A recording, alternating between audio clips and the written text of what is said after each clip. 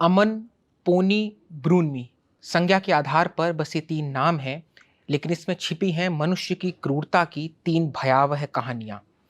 हमने द्वितीय विश्व युद्ध के दौर को पढ़ा है, जहाँ पर जापान ने या बाकी कई देशों ने अपने-अपने इलाकों में जिनको उन्होंने कॉन्कर किया, वहाँ पर उन्होंने सेक्स स्लेव के तौर पर महिलाओं का इस्तेमाल किया, उन पर अत्याचार किए। पोनी के साथ भी यही हुआ था, लेकिन वो एक ओरांग-उटान है, एक वन्यजीव है। उसकी भयावहता की कहानियाँ इतनी हैं कि जब उसे बचाया गया, तो वहाँ के जो पुरुष संरक्षण थे, वहाँ पे जो पुरुष काम करते थे, वो उनसे डरने लगी थी। ये मनुष्य की असभ्यता और अश्लीलता की गिरावट का सबसे बुरा पैमाना है। हम बात करेंगे ओरांग-उटान की, हम उन्हें कैसे बचा सकते हैं, ओरांग-उटान हमारी इकोसिस्टम के लिए क्यों ज़रूरी है, चिंपैंजी, गोरिल्ला और ओरांग-उटान में अंतर क्या है, भारत में कहाँ पाए जाते हैं, और ये सब जानना आपके लिए इसलिए ज़रूरी है क्योंकि इसमें एक कहानी और होगी, जहाँ पर एक पेड़ का जब अस्तित्व संकट में आ रहा था, तो बताया गया कि 300 या 400 बरस पहले जिस जानवर को, जिस पक्षी को हमने मार डाला था, उसकी वजह से ये पेड़ अस्तित्व से बीत रहा है। नमस्ते, मेरा नाम है दीपक और आप देख रहे हैं किताब वाला।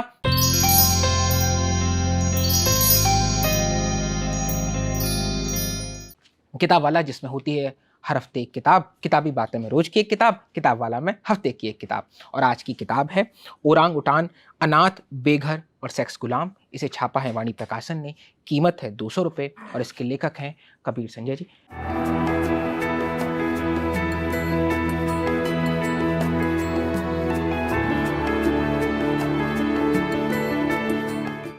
स्वागत है सर आपका। कबीर संजय जी पर्यावरणविद हैं, वो चीते पर भी एक किताब लिख चुके हैं और पर्यावरण से जुड़े मुद्दों पर वो समसामयिक लेखों में लगातार लिखते रहते हैं।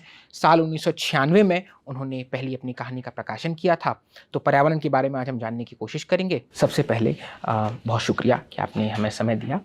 तो बिल्कुल बुनियाद से शुरू करते हैं। ओरांग-उटान क्या है? अगर हम अपने 8वीं क्लास के एक दर्शक को, अपने एक साथी को समझाना चाहें, तो ओरांग-उटान के बारे में खाका आप थोड़ा हमें बताएं। देखिए, ओरांग-उटान एक बहुत ही ख़ास किस्म का एक जानवर है और वो इसलिए भी ज़्यादा ख़ास हो जाता है क्योंकि वो हम लोगों के जो करीबी रिश्तेदार जिनको कहा जाए, जो हम लोगों के सबसे ज़्यादा करीब हैं, उन जानवरों में शामिल है। जैसे हम अपने सामने से जब देखते हैं, बंदर को देखते हैं किसी पेड़ पे चढ़ते हुए, तो हमको लगता है कि अच्छा, ये तो काफ़ी कुछ हमारे जैसा है, काफ़ी सिमिलैरिटीज़ हैं जो है। अगर इसी तरीके से हम किसी ऐप को देखें, किसी बनमानस को देखें या किसी कपी को देखें, ये ऐप के लिए चूँकि हमारे यहाँ बनमानुस, कपी शब्द का इस्तेमाल किया जाता है, तो मैं उसको अलग-अलग मतलब कहीं पे ऐप कहता हूँ, कहीं जो है कपी कहता हूँ। आप उनको देखिए तो वो हमारे एकदम हमारे जैसे ही बिहेव करते हुए दिखाई पड़ेंगे। जैसे हाँ, जैसे बंदर और ऐप और इंसान, अगर इन तीनों में देखें तो कुछ सिमिलरिटीज़ हैं, लेकिन उनके अंदर जो है कई सारी फीचर्स ऐसे हैं जो उनको अलग कर देते हैं। जैसे ज़्यादातर जो बंदर हैं, बंदरों की पूँछ हुआ करती है और उनके चलने का ढंग, उनके जो सोशल स्ट्रक्चर है वो एक अलग होता है। और बंदर मतलब जो विजिबल जो अंतर है वो सबसे बड़ा है, ये है कि ऐप की पूँछ नहीं होती है और बंदरों की पूँछ होती है। आप उनको देख के ही पहचान सकते हैं। और हम लोगों की भी हम लोगों को भी एक मतलब ग्रे टैप में ही माना जाता है कि इंसान भी जो है इन्हीं ग्रे टैप में एक है, हमारी भी पूछ नहीं है। तो ये उसको अंतर कर देता है और इसी के अनुसार उसके जो सोशल स्ट्रक्चर है, उनकी जो सोशल बिहेवियर है, वो सारे में अंतर आ जाता है। ओरांग-उटान का मतलब, ओरांग-उटान फ़िलहाल जो है वो इंडोनेशिया और मलेशिया में पाए जाते हैं। कभी इनका एक बड़े रेंज में रहा करते थे, लेकिन जो हैबिटेट लॉस हुआ है, जिस तरीके से उनके जंगलों को ख़त्म किया गया है, जिस तरीके से उनका शिकार किया गया है, जिस तरीके से उनको पालतू बनाया गया है, इन सारे कारणों से उनकी संख्या अब ये बोर्नियो और सुमात्रा, ये 2 जो है द्वीप हैं, उसी पे सिमट के रह गई है। ये बहुत ही ख़ास किस्म के जीव होते हैं। ये पेड़ पे रहने वाला सबसे बड़ा स्तनपायी जानवर है। कोई भी मतलब 60-70 किलो का कोई एक जानवर, जिसको अगर पेड़ पे 70-80 फुट ऊपर रहना हो, तो सचमुच में काफ़ी एक मुश्किल काम है। और ये पूरी तरीके से पेड़ पे रहने वाले आर्बोरियल नेचर के होते हैं और इनका 90% तक समय जो है वो पेड़ पे ही बीतता है। उसी पे अपना घोंसला बनाते हैं, उसी पे बच्चे को जन्म देते हैं, वहीं पे बच्चा उनका रहता है, वहीं पलते हैं। नीचे आना बहुत ही कम पसंद करते हैं क्योंकि इनका नीचे आने पे उनको शिकार का खतरा रहता है, और ऊपर रहने से इनको ये पूरे जिन जंगलों में रहते हैं इनको मलय भाषा में ओरांग उटान का मतलब होता है वो आदमी जो जंगल में रहता है। अच्छा, ये बुनियादी परिभाषा है। उसका मतलब ही यही है कि वो आदमी जो जंगल, मतलब वो ये मानते हैं कि ये जंगल, जैसे हम लोग जब बनमानुस कहते हैं तो बनमानुस का मतलब आदिवासी नहीं है। जैसे कोई ये कह सकता है कि जंगल में तो आदिवासी रहते हैं या वनवासी रहते हैं, लेकिन जब बनमानुस कहते हैं तो बनमानुस और वनवासी में एकदम अलग अलग ध्वनियाँ और अर्थ जो है छिपे हुए हैं। तो वो बनमानुस जैसा अर्थ देता है, यानी एक इंसान का कोई ऐसा करीबी आदमी या एक ऐसा कोई इंसान जो कि जंगल में रहता है, और इनको जंगल का माली भी कहा जाता है। ये ऊपर जितने फूलों को खाते हैं, फलों को खाते हैं, मूलतः ये फ्रूगीवोरस होते हैं, फलाहारी होते हैं, फल खाने वाले। हाँ, फल खाने वाले। और जितना भी जो फल खाते हैं उसको ये पूरे जंगल में उसके बीजों को डिस्पर्स करते हैं। तो जंगल में जो बीजों का डिस्पर्स करना है ये एक बहुत ही ज़रूरी काम हो जाता है। इसके ज़रिए पेड़ जो है वहाँ तक पहुँच जाते हैं जहाँ पेड़ों के बारे में मतलब सोचा भी नहीं जा सकता, उनके बीज तमाम जगहों पे। इसलिए इनकी उस इकोसिस्टम में एक बड़ी ही अहम भूमिका है, और इसके बहुत सारे कंसर्न हैं। इनकी संरक्षा से, सुरक्षा से जुड़े हुए कई सारे सरोकार हैं जिस पे आज दुनिया में बात हो रही है। मेरी किताब भी उसी पे केंद्रित है। मैं इस पर आऊँगा, उससे पहले क्या भारत में ओरांग उटान पाए जाते हैं, क्या इलाके हैं उनके, और भारत में उनको लेकर के क्या कुछ पॉलिसीज़ वगैरह कुछ ऐसा है? दुनिया में जो है अभी 5 किस्म के ऐप पाए जाते हैं, और उसमें गोरिल्ला है, चिंपैंजीज़ हैं, बोनोबोज हैं। ये काफ़ी पॉपुलर हैं। आप फिल्मों में जब हम देखते हैं गोरिल्ला युद्ध की भी एक तकनीक बनी बाद में। तो ये जो वो गोरिल्ला और चिंपैंजीज और बोनोबोज जो है, बोनोबोज उतना फेमस नहीं क्योंकि उसको अभी उतना एक अलग स्पीसीज़ के तौर पे मान्यता नहीं मिली हुई थी, लेकिन अब उसको एक अलग स्पीसीज़ के तौर पे जाना जाने लगा कि एक अलग स्पीसीज़ है, लेकिन इसको काफ़ी ज़्यादा हम लोग जानते हैं। लेकिन ये जो ऐप है ये अफ्रीका में रहते हैं। इसके अलावा एशिया में 2 ऐप रहते हैं। एक ओरांगुटान है जो कि इंडोनेशिया और मलेशिया में रहता है, और एक गिब्बन है जो कि भारत में भी, भारत के पूर्वोत्तर के कुछ हिस्सों में पाया जाता है। ये भी एक किस्म का ऐप है। इसकी भी पूंछ नहीं होती है, ऊपर पेड़ पे रहता है और एक सोशल स्ट्रक्चर में, एक परिवार में रहता है। और बल्कि कहा जाए कि दूसरे जो ऐप है उनसे ज़्यादा ये पारिवारिक किस्म का जानवर होता है, जैसे जहाँ पे मतलब उसके जोड़े होते हैं और उसका बच्चा होता है। इस तरीके के एक जो है, इस तरीके का मतलब एक कहा जाए कि एक एकल परिवार जैसी जो स्ट्रक्चर है, संरचना है, उस तरीके के उसमें रहता है। हालांकि जानवरों में जब हम बात करते हैं तो एकल परिवार जैसे हम इंसानों के लिए कहते हैं, जानवरों में उसकी परिभाषा में थोड़ा अंतर आ जाता है, उसके अर्थ में थोड़ा अंतर आ जाता है, लेकिन वो एक इस तरीके का। और ये गिब्बन जो है ये हमारे नॉर्थ ईस्ट के इलाके से लेके और इधर एक बड़े हिस्से में पाए जाते हैं, नीचे वाले हिस्से। अच्छा, क्या ओरांगुटान, चिंपैंजी, गोरिल्ला, इन सब में एक एक लाइन का थोड़ा हमें अंतर बता दें हमारे दर्शकों के लिए?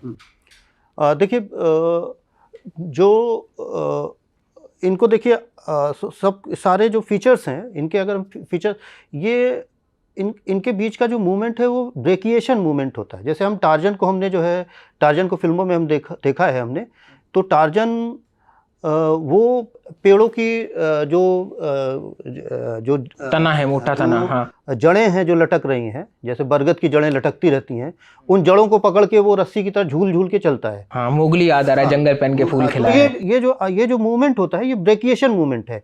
एक पेड़ की डाली को पकड़ के उछलता है और दूसरी पेड़ की डाली को पकड़ लेता है, फिर वहाँ से फिर आगे जाने के लिए दूसरी डाली को पकड़ लेता है। इसको सबसे ज़्यादा खूबसूरत तरीके से, सबसे ज़्यादा सिद्धहस्त जिसको कलाकार कहें, वो गिब्बन करता है। और वो इतना खूबसूरत, आप उसके मूवमेंट को देखेंगे जब वो जंगल में जो है उसकी ये जो हथेलियां हैं, बड़ी लंबी सी हथेलियां, और बड़े उसकी जो उंगलियां हैं, बड़ी लंबी सी उंगलियां होती हैं, और वो ऐसे हुक की तरह ऐसे फंस जाती हैं, और वो एक डाली को पकड़ के झूलता है, फिर दूसरी डाली पे जाता है, वहाँ झूलता है, फिर उससे आगे जाता है। ये उसका बड़ा खूबसूरत मूवमेंट होता है। और वो भी ज़मीन पे के नीचे आना पसंद नहीं करते। लेकिन जो गिब्बन की एक बड़ी खूबसूरत बात है, ये इसको गिब्बन सॉन्ग, वो जब जहाँ भी रहते हैं तो उनकी आवाज़ जो है, उनके गीत जो है वो गूंजते रहते हैं, उस पूरे जंगल में वो गूंजता रहता है। हाँ, वो एक खास किस्म का साउंड निकालते हैं और आप उस जब जंगल से जब गुजरेंगे तो वो पूरा का पूरा जैसे लगेगा कि पूरा जंगल उससे गुलजार हो गया। तो गिब्बन ये होते हैं, और हम लोगों के लिए ये जानना इसलिए भी ज़रूरी है कि वो एकमात्र कपि हैं, ऐप हैं जो कि हमारे देश में पाए जाते हैं। उनके संरक्षण के लिए भी काफ़ी प्रयास किए जा रहे हैं। प्राइमेटोलॉजिस्ट हैं दिलीप जी, उनका एक इंटरव्यू भी मैंने अपनी किताब में शामिल किया है। वो गिब्बन के संरक्षण से जुड़े हुए हैं और इसके कैसे इसको हमारे देश में बचाया जाए, इसको वहाँ भी कई सारे कंसर्न हैं कंजर्वेशन के। तो ये तो गिब्बन हो गया। ओरांग उटान के बारे में मैंने बताया, ओरांग उटान 90% तक जो है वो ऊपर रहने वाला, पेड़ पे रहने वाला एक जानवर है। वो सबसे बड़ा स्तनपाई जानवर है जो कि पेड़ पे रहता है।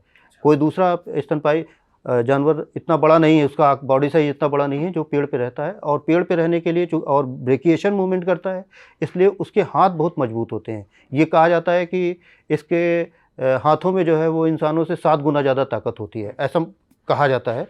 वो सभी में निश्चित तौर पे अलग अलग होता है, लेकिन उसके हाथ बहुत, बाजू बहुत मजबूत होते हैं।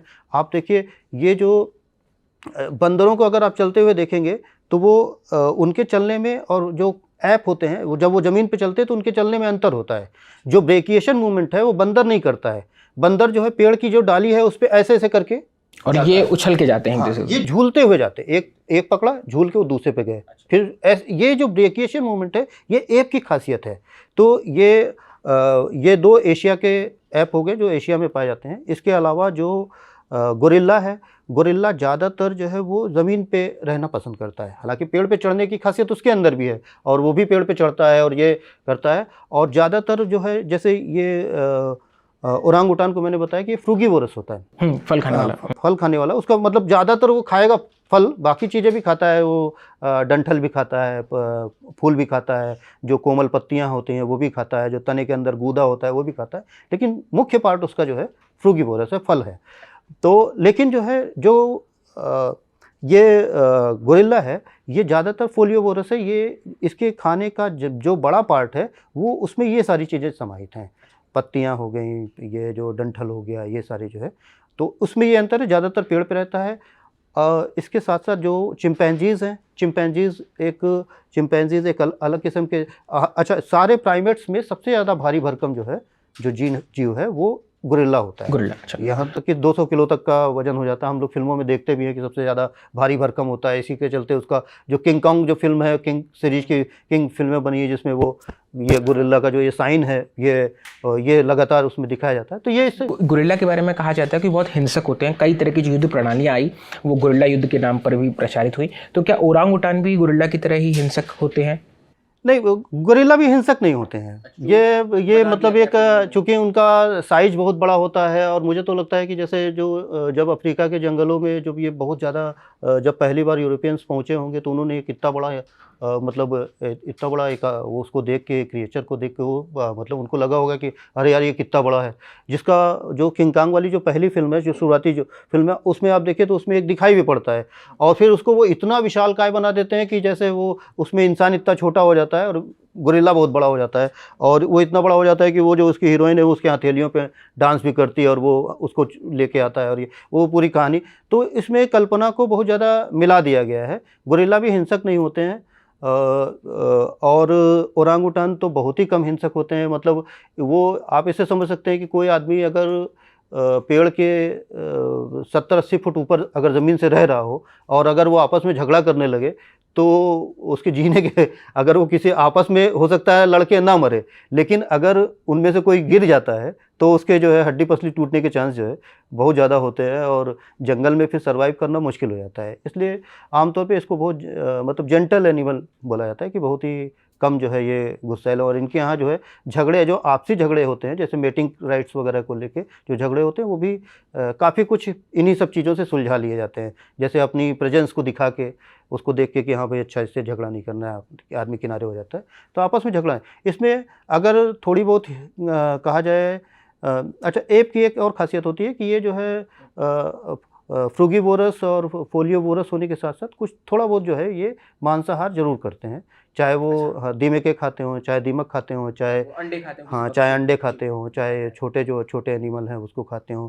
आप अगर देखें तो बड़े खूबसूरत जो है और टूल का यूज़ करते हैं, कोई ना कोई छोटा छोटा जो औजार का इस्तेमाल करना, जो बेसिक औजार जंगल है। में औजार कैसे थोड़ा जैसे बताइएगा? औजार के जैसे कि दीमक की बामी में से दीमक निकालना है, तो वो इतनी बड़ी सीख ले आया, उसने उसमें डाल दिया। अच्छा। और वो और उस पे ढेर सारे जब वो चिपक गए तो उसने ऐसे करके उसको खा जैसे हम लोग चम्मच से खाते हैं मतलब नूडल्स वगैरह। एक कुछ छोटे मोटे जो है वो टूल का यूज़ करते हैं। ये ऐप की ये भी एक खासियत है, उसका एक फीचर्स होता है। बंदर वगैरह कोई टूल्स का यूज़ नहीं करते हैं। हम इंसानों में ये चीज़ बहुत ज़्यादा विकसित हो गई है, लेकिन जो टूल का यूज़ करना एक बेसिक चीज़ है, जिसका इस्तेमाल करना ऐप जानते हैं। जी। आपने बताया कि ओरांग उटान एक बहुत जेंटल जानवर है और उसके साथ हुई क्रूरता की कहानियों पर मैं आ रहा हूँ। ब्रूनमी की कहानी बताइए कि कैसे उसको बचाया गया। मैं एक डॉक्यूमेंट्री भी देख रहा था गई रात किताब पढ़ने के बाद, तो उसमें आता है कि कई बार वो पुरुष जो संरक्षक है उनको देख के बहुत डर जाती थी। पोनी के बारे जी, में। पोनी के बारे में माफ कीजिएगा जी, पोनी की कहानी आप बताइए। देखिए, मैंने जब इस किताब को लिखने के बारे में सोचा, उससे पहले ओरांग उटान की कई सारी ऐसी हृदय विदारक कहानियाँ मैंने सोशल माध्यमों पे, अखबारों में, डॉक्यूमेंट्रीज़ में मैंने देखी सुनी, जिसको कह के मतलब कि सुन के हैरत होती है और रोंगटे खड़े हो जाते हैं और लगता है कि बताओ कि ये कैसा मतलब दुनिया है जिसको हमने बनाया है। इसी में से 3 कहानियों को, जो कई सारे ओरांग उटान की कहानियाँ, उसमें से 3 कहानियों को मैंने दिया हुआ है, जो जिनको रेस्क्यू किया गया, किसी तरीके से बचाया गया और ला के रखा गया। इसमें इस किताब के जो आवरण पे, जो कवर पे जो फ़ोटो बनी है, ये बूनमी की फ़ोटो है। ये बूनमी एक मादा ओरांग उटान था। इसके पूरे आसपास के सारे पेड़ कट गए थे और एक सिंगल पेड़ पर बचा हुआ था। और अब जानवर की अगर जैसे पूरी दुनिया उजड़ जाए, अचानक से ही वो हो जाए, तो उसको मतलब कोई रास्ता नहीं होता है कि वो कहाँ जाए। तो वो उसके सामने कोई जब उपाय नहीं था, तो वो सबसे ऊपर जो है उस पेड़ पे चढ़ गई अपने बच्चे के साथ। हाँ, वो गर्भवती थी, अंदर वो प्रेग्नेंट थी, और वो ऊपर जाके वहाँ पे जो है, तो इसके चेहरे पे उसकी फ़ोटोज़ भी बहुत वायरल हुई, अखबारों में खबरें छपी। तो उसके चेहरे पे जो मायूसी है, उसने मुझे बहुत दिनों तक मतलब बहुत हॉन्ट किया मुझे, बहुत दिनों तक उसने सोने नहीं दिया। तो फिर एक ये कहानी मैंने देखी। मैंने एक ओरांग उटान को देखा जो कि जेसीबी से लड़ रहा है, विशालकाय जेसीबी, जो कि एक बार में बहुत सारे पेड़ों को वो उखाड़ के, काट के और पूरे समतल कर रही है ज़मीनों को। और उस ओरांग उटान को ये नहीं समझ में आ रहा है कि आखिर मेरा दुश्मन कौन है। तो वो उस जेसीबी, उस लोहे के दानों से जो है, वो जैसे हम लोग कहानियों में पढ़ते हैं कि उस लोहे के दैत्य से वो जाके कभी इधर चढ़ जा रहा है, कभी उधर चढ़ जा रहा है। अगर आप सोशल मीडिया पे ढूंढेंगे तो ये वीडियो भी आपको दिखाई पड़ेगा। और बहुत ही हृदय विदारक एक जो है, उसको एक जैसे जानवर एक अपनी दुनिया बचाने के लिए लड़ रहा हो और उसके सामने कुछ ना हो कि वो आखिर किससे जाके फाइट करे। तो एक वो कहानी। इसी तरीके से पोनी की कहानी जब मैंने पढ़ी, तो मतलब सचमुच में मुझे इतना अफसोस हुआ और इतना ज़्यादा दुख हुआ मुझे। ये पोनी, बहुत सारे ओरांग उटान्स को लोग पकड़ लेते हैं, उनको छोटेपन में पकड़ के ले आते हैं, उनको एक दड़बे जैसे पालतू बना के रखने का, उनको पालतू बना के रखा जाता है, जैसे आज भी बंदरों के साथ किया जाता है। बंदरों के साथ किया जाता है। तो पोनी एक ओरांग उटान थी जिसको कि एक तरीके के ब्रोथल में रखा गया, और उसको जो है वो पूरा, उसको हर तीसरे चौथे दिन उसको शेव किया जाता था, उसके बाल सारे साफ़ किए जाते हैं। एक और बड़ी खासियत है कि जो है ये ओरांग उटान के बाल बहुत लंबे होते हैं शरीर पे। तो ऊपर पेड़ पे रहते हैं, तो बहुत सारे जो अगर बाल लंबे होते हैं तो बहुत सारे मच्छर और ये सबसे बच जाते हैं काटने से। हाँ, जो काटने वाले, जैसे हम ही लोग को परेशान करते रहते हैं, चूँकि हम लोग हमारी बॉडी पे बहुत कम बाल हैं, तो वो जो है वो उसके बाल बहुत लंबे, तो उस बालों को जो है वो शेव करके रखते थे और उसको चैन से बांध के, और यहाँ तक कि मतलब कुछ समाचार पत्रों ने तो यहाँ तक कहानी लिखी कि वो जो है वो उसको लिपस्टिक वगैरह भी लगा के, और वो उससे सेक्स स्लेव का काम लिया जाता था। हाँ, उससे मतलब वो जो है वो जाके उसके सेक्स स्लेव उससे किया जाता था। एक तरीके का गुलाम थी, जिससे लोग जो है आते थे और एंटरटेन अपनी जो यौन कुंठाएं हैं उसको मिटाने के लिए उसका इस्तेमाल। ये अफ्रीका में हो रहा था? नहीं, ये इंडोनेशिया में हो रहा था। तो जब इसके बारे में पता चला, इसको जो है वहाँ से फ्री कराया गया और जब उसको रेस्क्यू किया गया, उसके बहुत दिनों बाद तक वो जो है किसी जो केयर टेकर जो होते थे, उसमें जो पुरुष केयर टेकर होते थे, उनसे वो डर जाती थी। किसी भी पुरुष की प्रेजेंस जो है वो बर्दाश्त नहीं कर पाती थी। कोई भी जब जो महिला केयर टेकर आता था उसके साथ वो सामान्य रहती थी, लेकिन जो पुरुष केयर टेकर आता था, क्योंकि ट्रॉमा ही इतना हॉन्टिंग था। वो ट्रॉमा था, वो उसको जाने में बहुत दिन का समय लग गया। मैंने लेटेस्ट इसके बारे में पढ़ा और मुझे जान के बड़ा अच्छा लगा कि अभी भी वो जिंदा है और अब काफ़ी कुछ जो है फेमिलियर हो गई है। 21 बरस की हो गई है। पुरुष जो केयर टेकर है उनसे भी फेमिलियर हो गई है और काफ़ी कुछ मतलब उस ट्राउमा से निकल गई है।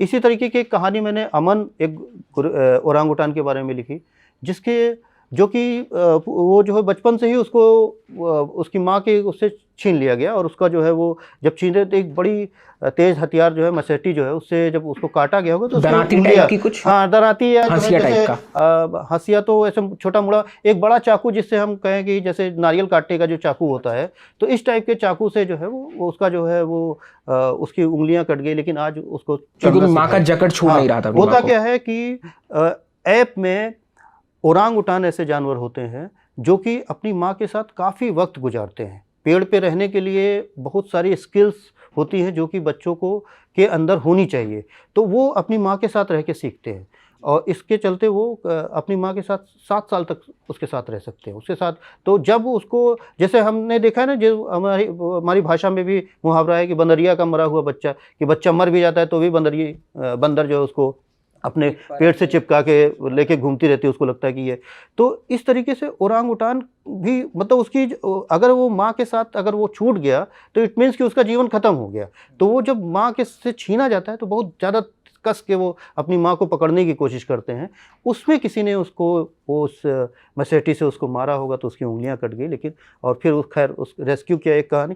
तो मैं ये कहना चाहता हूँ इस तरीके का जो ट्राउमा है, जो जुल्म है, वो इस तरीके का न जाने कितने ओरांगुटान झेलते हैं। सिर्फ अमन, ब्रूनी और पूनी की कहानियां, हाँ, ये 3 कहानियां मैंने उसमें शामिल की हैं जिनको रेस्क्यू किया गया और कहा जाए कि एक तरीके से दोबारा वो अपने जीवन में वापस लौटे हैं या उनको वापस लौटाने की कोशिश की जा रही है। लेकिन इस तरीके के हजारों ओरांगुटान है जिनको दोबारा जीवन नहीं मिल पाता है। ये सक्सेस स्टोरीज इनको कह सकते हैं, लेकिन बहुत सारे जो 2-4 सक्सेस स्टोरीज में बहुत सारी दुख भरी कहानियाँ होती हैं जो छुपी रह जाती हैं। तो हमारा उद्देश्य है कि हम उनके बारे में जानें। जी, मैं जब आपके बारे में रिसर्च कर रहा था और आपने हमारी जब बात चल रही थी तो आपने बताया कि आप जंगल कथा नाम से एक फेसबुक पेज चलाते हैं जिसमें आप अलग अलग कहानियाँ, अनकही कहानियाँ बताते हैं। तो कुछ अगर 1-2 कहानियाँ किसी जानवर की, जैसे आप सांडे के तेल के बारे में आप मुझे बता रहे थे, तो अगर आप हमारे दर्शकों के साथ साझा कर सकें। क्या होता है सांडे का तेल, कैसे बनता है और कैसे जो जानवर है उसकी कीमत वो भुगतता है? देखिए, हम लोगों को दरअसल सचमुच में आपने बड़ा अच्छा हम लोगों को इन सब चीज़ों के बारे में जानने की बहुत ही ज़्यादा ज़रूरत है। ये हमारी भाषा में मौजूद है, हमारे लिटरेचर में मौजूद है। हम आसपास दबी ज़बान से इसके बारे में सुनते हैं, सांडे के तेल के बारे में, और एक दूसरे ख़ासतौर पे जो मेंस वर्ड जो पुरुषों का जो समाज है और उसमें एक दूसरे को के बात करते हुए देखते हैं और वो एक दूसरे के ऊपर हंसी करते हुए और ये तंज करते हुए भी देखते हैं। लेकिन हमको उसके बारे में पता नहीं होता कि जो सांडे का तेल हम जिसके बारे में इतनी बड़ी ऐसी बातें कह रहे हैं, तो वो उसके बारे में लोगों को एक इस तरीके का भ्रम है कि उसके इस्तेमाल से काम उत्तेजना में इजाफा होता है, और इस भ्रम का जो खामियाजा है वो ये जानवर भुगत रहा है। जैसे हम लोग मैमल्स हैं, हमारे शरीर के ऊपर बाल होता है, और रेप्टाइल्स को लेके हमारे में से बहुत सारे लोगों के मन में एक ख़ास किस्म का एक जुगुप्सा है। जैसे मेरे बहुत सारे दोस्त हैं जो सांप को देखते ही जिनके शरीर में गिनगिनाहट होने लगती है, वो कहते हैं कि नहीं, जो छिपकली को देखते हैं तो बहुत ज़्यादा डर जाते हैं, उनके मन में घिन आ जाता है। तो क्योंकि वो शरीर वो एकदम अलग बनावट है, शरीर की संरचना अलग अलग है। जो रेप्टाइल्स का और जो मैमल्स हैं उनके जो शरीर रेंगने वाले चीज़, हाँ रेंगने वाले चीज़, तो उनके शरीर की संरचना और हमारी संरचना में अंतर होने के चलते बहुत सारे लोग जेनेटिकली उसको लेके अभी भी चल रहे हैं और उससे बहुत ज़्यादा घृणा करते हैं। और उसके ऊपर क्या बीत रही है, जैसे मॉनिटर लिजर्ट है। मॉनिटर लिजर्ट के बारे में बहुत सारे लोग जो है वो मतलब ये जहरीली है और ये है और वो दुनिया भर का इस तरीके का भ्रम है। भारत में कोई भी छिपकली जहरीली नहीं होती है, यहाँ तक कि जो हमारे घरों में रेंगने वाले जो हाउस गेको है वो भी जहरीली नहीं होती, गिरगिट भी नहीं होता किसी भी तरीके से। मॉनिटर लेजर वो बड़ी सी जो छिपकली, जो बड़ी सी छिपकली होती है, तो उसी तरीके का एक छिपकली जो है ये जिसको सांडा कहते हैं, ये इंडियन स्पाइनी टेल लिजर्ड है। ये 4 महीने जो है ये हाइबरनेशन में जाती है, शीत निद्रा में जाने के लिए उसको बहुत सारा फैट इकट्ठा करना पड़ता है ताकि जब वो 4 महीने सोती रहे तो उसका वो जो है उस फैट से उसका काम चल जाए। तो वो उसके शरीर में वो फैट जमा हो जाता है। उसी फैट को जो लोग हैं वो उसको उसका तेल निकालते हैं और उसको बताते हैं कि ये काम उत्तेजना बढ़ाने में काम आएगा। और उसके लिए उस जानवर के ऊपर इतना जुल्म, उसके बिल में धुआं कर दिया जाता है तो जिससे वो जो है वो घबरा के फिर बाहर निकलता है। सब सांडे का तेल निकालने का उपक्रम है। जब उसको बाहर निकाला जाता है फिर उसके बाद उसको उसकी जो है रीढ़ की हड्डी तोड़ दी जाती है, तो रीढ़ की हड्डी तो ताकि वो भाग ना सके। और मैंने बचपन में अपने इस तरीके के दृश्य देखे हैं जहाँ पे वो बेचने वाला ऐसे ज़मीन पे दरी बिछा के और कई सारे सांडे जो जानवर है उसको, जो छिपकली, उसको ऐसे सामने इसको वो दिखा रहा है, शोकेस कर रहा है कि ये जो है इसका तेल मैं निकालूंगा। और वो भाग नहीं पाते थे क्योंकि उनको जो है उनका जो है रीढ़ की हड्डी टूटी होती थी तो वो भाग नहीं सकते थे। और उसको उसी में कहीं वो एक जो है स्टोव जला के और उसको जो है वो एक उसमें फैट को उसको बॉयल करके या उसको भून के उसका फैट जो निकलता, जो तेल निकलता था, उसको शीशे में करके बेचता था। और ये पूरी तरीके से भ्रम है, किसी भी तरीके का उसको दवा का या काम उत्तेजना बढ़ाने का या किसी भी तरीके का उसका कोई भी इस तरीके का कोई साइंटिफिक एविडेंस नहीं मिला हुआ है। लेकिन इसके बावजूद लोगों के मन में जो भ्रम है वो इस पूरे के पूरे जानवर को इतना बुरी तरीके से उसको मार, सांडे का तेल किसी भी तौर पर कोई फायदा नहीं, बल्कि अभी जो नई समाचार आ रहे हैं लोग तो ये बताते हैं कि पाकिस्तान में तो लगभग खत्म ही होने के कगार पे पहुंच गए इसी के चलते। और भारत में भी जो है इनकी संख्या बहुत ही कम हो गई है, कब खत्म होंगे क्या है, इंडेंजर्ड स्पीशीज बन चुके हैं। हाँ, तो कब मतलब इनके प्रति भी जो है लोगों को समझने की ज़रूरत है। क्योंकि कोई भी जो जीव है, जैसे कोई कह सकता है भाई इसको बचाने की क्या ज़रूरत है, कोई जो है कोई सांप है उसको बचाने की क्या ज़रूरत है, लेकिन होता क्या है, कोई भी ये जो कुदरत है, इस कुदरत का जो सिस्टम है, फूड चेन और बाकी चीज़ें, इस सिस्टम बहुत ही खूबसूरती से इवॉल्व हुआ है। ये करोड़ों साल का एक प्रोसेस रहा है जिसके ज़रिए जो है ये पूरा का पूरा सिस्टम बना है। और कुदरत ने हर चीज़ का, हर नेगेटिव का पॉजिटिव बनाया है। उसने जब देखा कि कोई चीज़ यहाँ से पैदा होगी तो वो कैसे ख़त्म होगी, इसके बारे में भी उसने बनाया है। बनाया जब मैं कह रहा हूँ तो मतलब ये नहीं कि कोई बैठ के जो है सारा कुछ डिज़ाइन कर रहा है, ये सब इसी तरीके से इवॉल्व हुआ है। तो कोई भी एक जो जीव जिस जगह पर रहता है उस जगह पे वो बहुत सारे, उस पूरे इकोसिस्टम पे बहुत सारे इफ़ेक्ट डालता है। तो जब वो जीव वहाँ से चला जाता है, जब वो गायब हो जाता है, तब हमें पता चलता है कि अरे वो तो बहुत ही ज़्यादा इम्पोर्टेंट था। खोने के बाद हमें उसकी कीमत समझ में आती है। और अभी इंसान जहाँ पे पहुँचा है वहाँ पे हम इन अंतर संबंधों को समझने की कोशिश कर रहे हैं कि कैसे हम ज़्यादा से ज़्यादा जो है ये जो एक जीव है उसके कितने तरीके का इफेक्ट पड़ते हैं। इस पर मैं एक छोटा सा किस्सा आपको अगर जरूर बताएं। हाँ, जैसे डोडो की कहानी आप पढ़िए। डोडो की कहानी, डोडो क्या होता है? डोडो इसको सभी लोगों को जानना चाहिए। डोडो एक भारी भरकम सा पक्षी हुआ करता था और वो ज़मीन पे रहता था, उड़ता नहीं था। मॉरिशस एक टापू है, वहाँ पे कोई इस तरीके का उसको खतरा नहीं था, तो उड़ने की कोई ज़रूरत नहीं थी। ज़मीन पे ही अंडे, अपने ज़मीन पे ही घोंसला बना के ज़मीन पे अंडे, ज़मीन पे ही रहता था। जब बाद में यूरोपियन लोग जो है, जब वहाँ से यूरोपीय ये जो समुद्र का ये रास्ता खोजा गया, जब इधर से बहुत ज़्यादा जहाजी लोग आने शुरू हुए तो वो एक पड़ाव था, मॉरिशस में रुकते थे। उन्होंने बहुत ज़्यादा उसका शिकार किया, ख़त्म हो गया वो पूरा का पूरा पक्षी, ख़त्म हो गया, उसका अस्तित्व खत्म हो गया, विलुप्त हो गया। और उस पक्षी के बारे में आज जो हम लोग फोटोग्राफ देखते हैं, लोग कल्पना से चित्र बनाते हैं कि वो ऐसा रहा होगा, उसका कोई चित्र भी उपलब्ध नहीं है, सब कुछ ये हो गया। यहाँ तक कि मतलब डोडो के बारे में भी लोग भूल गए कि डोडो क्या था। फिर उसके 300 साल बाद, जब ये पूरा का पक्षी जब विलुप्त हो गया, उसके 300 साल बाद एक वहाँ पे उन जंगलों में एक पेड़ हुआ करता था। वो पेड़ लोगों ने देखा कि वो पेड़ धीरे धीरे ख़त्म होता जा रहा है। जैसे पुराना जो ट्री है वो गिर गया, उसकी जगह नए ट्री नहीं आए, उस प्रजाति का नया पेड़ नहीं होगा। तो इसका मतलब क्या होगा, अगर नए पेड़ नहीं आएंगे तो क्या होगा, धीरे धीरे करके जंगल ख़त्म हो जाएगा। तो वो पेड़ ख़त्म होता जा रहा है।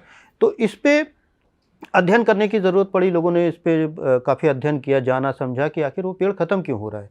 तो उनको पता चला कि एक जो पक्षी हुआ करता था, जिसका वो यूरोपियन ने शिकार किया। हाँ, जो डोडो पक्षी जो है उस पेड़ के बीज को खाता था और जो उस बीज के जो ऊपरी जो लेयर होती थी उसको डाइजेस्ट करता था, उसको डाइजेस्ट कर लेता था, फिर वो बीज बाहर आ जाते थे मल के थ्रू। जो ऊपरी परत जब उसकी टूट जाती थी तब वो उसका जर्मिनेशन स्टार्ट होता था, अंकुरित होता था और फिर वो पेड़ बनता था। यानी एक पक्षी के आश्रय एक नए पौधे का जन्म होता है। मतलब उन दोनों ने एक दूसरे का ये जो सिम्बियोटिक रिलेशनशिप बनाया हुआ था कि पेड़ जो है वो पेड़ उसको बीज दे रहा है, वो बीज उसको खा रहा है, हजम कर रहा है, बदले में क्या दे रहा है, उसको नए पेड़ दे रहा है। तो जब जब वो पक्षी खत्म हो गया तो फिर वो पेड़ भी खत्म होने लगे। तो फिर बाद में खैर उन्होंने मतलब दूसरा एक तरीका निकाला कि कैसे इस पेड़ को बचाया जाए, दूसरे पक्षी के पेट में डाल के। और फिर तो लेकिन मैं ये कहना चाह रहा हूँ कि जब कोई प्रकृति में जब कोई एक कड़ी टूटती है तो जब एक कड़ी खत्म होती है तो दूसरी कड़ी के ऊपर भी संकट आ जाता है। कि सब कुछ बिल्कुल जुड़ा हुआ है, सब कुछ एक दूसरे से इंटरलिंक्ड है। जैसे आजकल बहुत इस पे चर्चा होती है, इसको लोगों को जानना चाहिए। जैसे मधुमक्खियों के बारे में बातचीत होती है और मधुमक्खियों के बारे में हम लोग जो है बचपन में सभी लोगों ने मधुमक्खियों का डंक कभी ना कभी झेला हुआ है कि मधुमक्खी काट गई, लेकिन आजकल के बच्चे उनको कभी मधुमक्खियाँ नहीं काटती। कारण क्या है? क्योंकि मधुमक्खियाँ ही नहीं है। हमारे आसपास से मधुमक्खियाँ धीरे धीरे करके कम होती जा रही हैं, ख़त्म होती जा रही हैं, दिखती नहीं। हम इतना ज़्यादा कीटनाशकों का इस्तेमाल करते हैं, वो सारी ख़त्म हो जाती हैं। और मधुमक्खियाँ अगर ख़त्म हो गई तो इस पूरी पृथ्वी पे हो सकता है कि जीवन ही संभव ना हो, क्योंकि मधुमक्खियाँ 2.5 लाख से ज़्यादा पेड़ जो होते हैं, जो पेड़ पौधे हैं, उनका वो पॉलिनेशन कराती हैं। उनका एक जो पराग है दूसरे पराग तक पहुंचाती हैं, उनके बीच ये एक तरीके का बहुत सारे लगभग 250 फूलों को 2.5 लाख जो है 2.5 लाख हाँ, जी, जो ये उनको इनका पॉलिनेट करती हैं, आपस में मिलाती हैं। हाँ, मतलब उसके उसके जो नर अंग है उसका मिलन जो है पुरुष अंग से कराती है, जो पेड़ों का। तो ये जब इसका जो पराग वहाँ पे पहुँचता है तभी उन फूलों से जो है फल निकलते हैं, बीज बनते हैं। आपको शायद जान के आश्चर्य होगा कि चीन में कुछ ऐसी जगह भी हैं जहाँ पे मधुमक्खियाँ ख़त्म हो गई हैं और इंसानों को पोलिनेशन कराना पड़ रहा है। अच्छा, वो टेक्निकली एक बड़ी सी छड़ी में लेके और उसके आगे वो जो है पंख बांध देते हैं, हाँ, और वो एक फूल पे जाके ऐसे घिसते हैं, फिर उसके बाद दूसरे फूल पे जाके, ताकि एक फूल का पराग दूसरे फूल तक पहुंच जाए। अगर ये नहीं पहुंचेगा तो वो उस फूल में फल नहीं आएंगे, उससे बीज नहीं बनेगा। तो ये पूरे प्रकृति का इंटर रिलेशनशिप है, एक अंतर संबंध है जिसको जानने की समझने की बहुत ज़्यादा ज़रूरत है। ठीक। हालांकि किताब वाला का ही नियम रहता है संजय जी कि आप जिस किताब पर बात कर रहे हो उस पर सवाल हो। किताबी बातें जो हमारा शो है उसमें भी ये रूल है, लेकिन मैं अपनी बाल सुलभ जिज्ञासा को थोड़ा विस्तार देना चाहता हूँ। आपने चीते पर एक किताब लिखी है जो वाणी प्रकाशन से आई है। बीते दिनों हमने देखा कि चीतों की जो मौत हो रही है, अभी उदय नाम के चीते की डेथ हुई, कल भी खबर आई। तो हम थोड़ा इसको समझना चाहते हैं, क्या पारिस्थितिक का ये कारण है कि ऐसा हो रहा है, या चीतों का कैसे ये जो एग्जिस्टेंस है, ये इस बारे में थोड़ा हमें बताएं। क्या रीज़न है इस सबका? चीते जो है, चीते बड़े ख़ास किस्म के जानवर हैं और उनके जो फीचर्स हैं वो बड़े बहुत ही ख़ास है। इसी के चलते हम लोग जो है मतलब उनको लेके एक बड़े मतलब एक बड़ा वैसा श्रद्धा वाला भाव रहता है।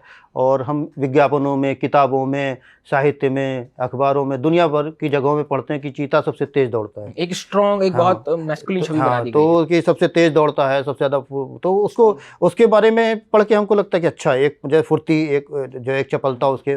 तो इसी के चलते जो है चीते को लेके पूरे हमारे सोसाइटी में एक खास वो बना हुआ है। मैंने ऐसे भी देखा है जहाँ पे पुलिस का जो ये जो मोटरसाइकिल वाला विंग होता है वो उसका नाम वो चीता रख देते हैं कि जो झपटमारों को पकड़ने का काम करती है। कि क्रिकेट के कई प्लेयर्स को चीता कहा जाता है क्योंकि वो जो फुर्ती से कोई आदमी काम करता तो कहते हैं अच्छा चीते की तरह जो है इसने।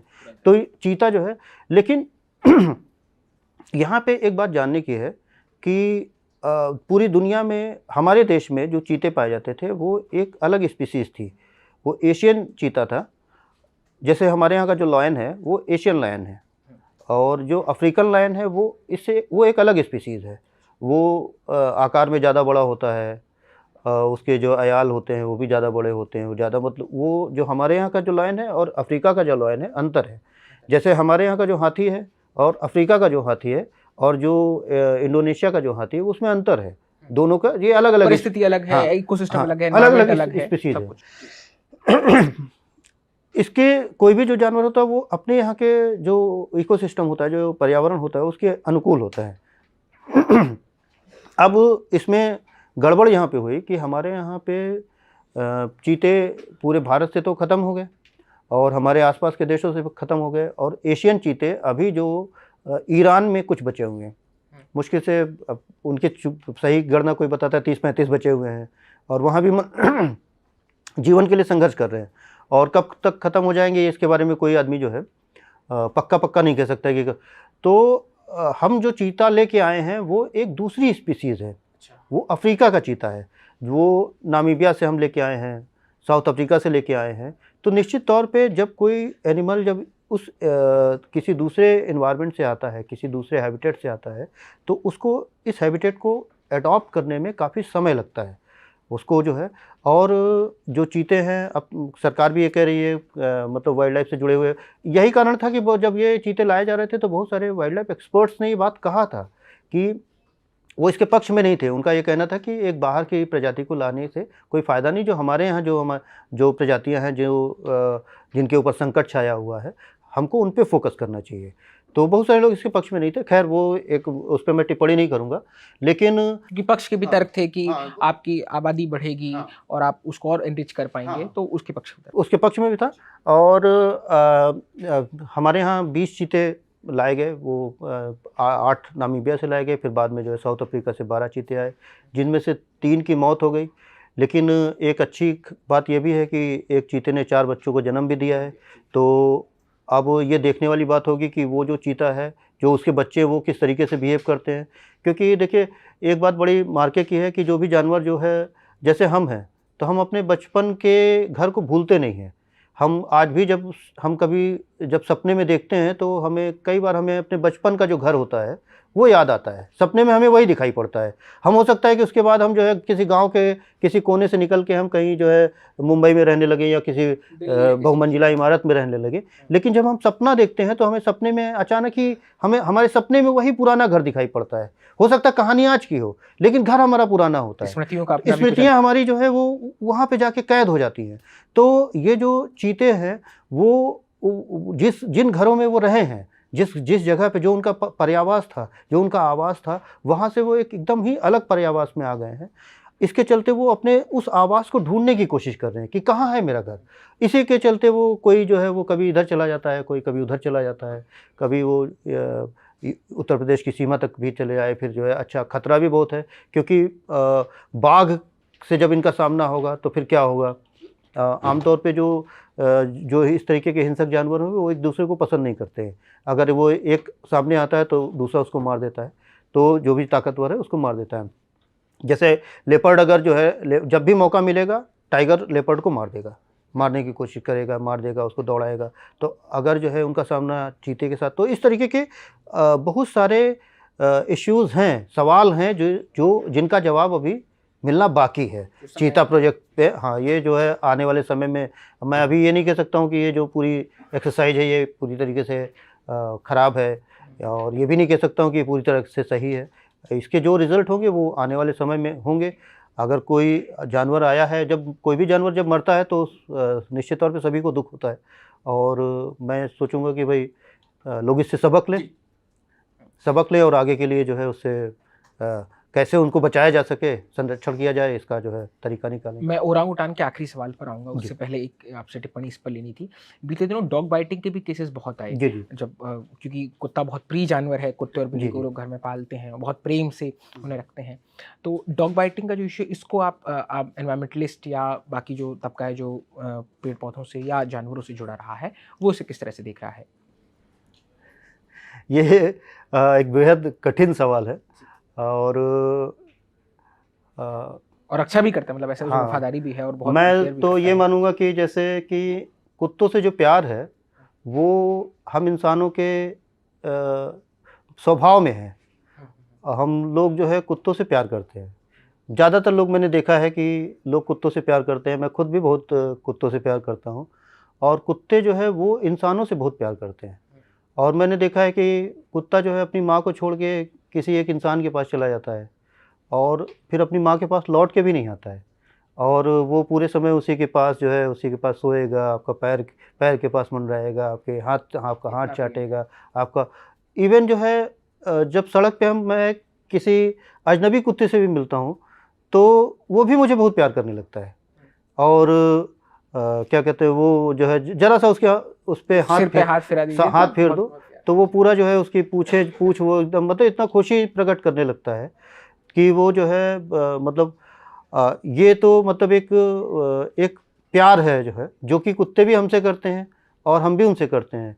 अब ऐसे में ये जो डॉग बाइट के केसेस हैं बहुत ही अनफॉर्चुनेट हैं, और हमको ये देखना चाहिए जैसे कि एक सिविल सोसाइटी के तौर पे, एक नागरिक समाज के तौर पे, हाँ, कि बीच का हाँ, रास्ता कहाँ से हमें निकले? मतलब इस पे बहुत ज़्यादा, जैसे हमारे यहाँ किन प्रजातियों को पालना है, कुत्ते की कौन सी प्रजाति को पालना है, कौन सी प्रजाति को नहीं पालना है, इस सब को लेके कोई भी हमारे यहाँ कोई मतलब नियम कानून फॉलो नहीं होते। कौन कुत्ता पालेगा, उसका लाइसेंस बनेगा कि लाइसेंस वगैरह नियम सब है कि उसका लाइसेंस होना चाहिए, नगर निगम उसका रजिस्ट्रेशन होना चाहिए, ये सब होना चाहिए, वो ये सारा, लेकिन कहीं फॉलो नहीं अगर होता। अपने घर में कुत्ता पाल रहे हैं तो नगर निगम को उसकी हाँ, खबर हो, लाइसेंस हाँ, हो, ये सारी चीज़ें प्रॉपर प्रॉपर पेपर एक होना चाहिए, उसको जो है उसका इंजेक्शन लगा है कि नहीं लगा हुआ है, उसका वैक्सीनेशन वगैरह उसका होना चाहिए ना।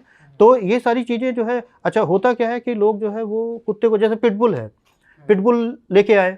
अब पिटबुल एक बड़ा मतलब ताकतवर कुत्ता, जानदार कुत्ता होता है, शिकारी कुत्ता होता है। अब अगर आप उसको लेके आते हैं और कुत्ते के अंदर जो एनर्जी है वो बस नहीं हो रही है, आप उस लेके आए, आपने उसको घर में कैद कर दिया, उसको खाने को मिल रहा है लेकिन कहीं ना आ रहा है ना जा रहा है, उससे उसके अंदर एक चिड़चिड़ापन उसके अंदर आता है, उसके स्वभाव में एक तरीके का गुस्सा आता है। क्योंकि वो आप बंद हो चुका है। जब अगर आप उसके साथ जो है उतने ही प्लेफुल हैं जितना प्लेफुल वो आपके साथ, आप उसके साथ खेलते हैं, खुश रहते हैं, तो वो आपको, लेकिन जब लोग ऐसा नहीं करते हैं तो फिर वो जो कुत्ता है, अच्छा बहुत बार क्या होता है कि हम कुत्ते को ले आते हैं और बहुत ज़िम्मेदारी के साथ इसका, चूँकि ना हमारी संस्थाओं ये ज़िम्मेदारी उठा रही, ना हम लोग ये ज़िम्मेदारी उठाते हैं, फिर वो उस पिटबुल का जो है वो किसी दूसरे से क्रॉस हो जाता है, फिर वो सड़क पे भी घूमने लगता है ये। तो ये सारी चीज़, ये ऐसे इश्यूज़ हैं जिस पे मतलब जिस पे सोचा जाना चाहिए। और जो सड़क पे घूमने वाले कुत्ते, मैं मानता हूँ कि भाई जो कुत्ते हैं उनका स्टरलाइजेशन का प्रोग्राम भी चलाया जाना चाहिए। ऐसा नहीं, एक सोसाइटी के तौर पे हमको इन सब का हल निकालना होगा, लेकिन कुत्तों से नफरत जो है, हाँ, ये वो तो मेरे मतलब वो नहीं, मैं कुत्तों से बहुत प्यार करता हूँ। इनफैक्ट हाँ, बात कुत्तों की नहीं, बात किसी भी हाँ, जानवर से, हाँ, हाँ, जानवर हमसे प्रेम मांगते हैं, वो हाँ, हमें प्रेम हाँ, देते हैं, हाँ, तो नफरत का हाँ, तो क्योंकि बहुत सारे लोग जो बिल्कुल है वो जो इस तरीके के अपनी इंसिडेंट निजी होते हैं, कुंठाएं इस पर हाँ, लाद देते तो हैं। कोई जो जैसे कोई एक हत्यारा है, कोई एक इंसान किसी की हत्या करता है तो हम सारी मानव जाति से नफरत नहीं करते हैं। तो उसी तरीके से कोई कोई इस तरीके का इंसिडेंट होता है तो हमें पूरे कुत्तों से, मतलब कुत्ता प्रजाति से नफरत नहीं करना चाहिए। वो हमें हमारे साथ बहुत सालों से हमारे साथ हैं, बल्कि कुत्ते जो है वो कुत्ते थे भी नहीं, उनको हम ही इस रूप में ले आए हैं, हमने ही उनको बदला है। वो पहले कभी उनका जो जंगलीपन है, जो जंगली स्वभाव है, वो हमारे साथ ही, जैसे जैसे हम जो है हमारे इवॉल्व हुए, उसी तरीके से वो हमारे साथ साथ इवॉल्व हुए हैं, तो हमारे जैसे ही हैं वो। हमने ओरांग की बात की, हमने बाघों की बात की, हमने सांडे का तेल निकालने के जो भ्रम है उस पर बात की, और हमने कुत्तों से जुड़ी बात की कि उनके प्रोटेक्शन के लिए क्या प्रोग्राम बनाए जा सकते हैं, या लोगों की जो डॉग बाइटिंग के केसेस हैं उसका बीच का रास्ता समाधान क्या निकाला जा सकता है। पर्यावरण से जुड़ी हमारी चिंताएं बनी रहें, और ये इसलिए भी ज़रूरी है ताकि हम और आप जिस समाज में रहते हैं, हम और आप जिस परिस्थिति में रहते हैं, जो आने वाली पीढ़ियों को हमें देकर जाना है, उसके बारे में थोड़े और सजल हो सकें। इस किताब के कवर फ़ोटो पर मेरी नज़र बार बार अटकती है, क्योंकि दो आँखें हैं जो बहुत नैराश्य से, जो बहुत दुखी मन से एक उजाड़ वन को देख रही हैं, क्योंकि उसका घर तबाह कर दिया गया है। ये घर, ये जगह सिर्फ हमारा नहीं है, इस पर उन सब का अधिकार है जो हमारे साथ इस पृथ्वी को बाँचते हैं। आप देख रहे थे किताब वाला, कैमरे के पीछे थे विजय। शुक्रिया सर, आपने समय दिया। धन्यवाद।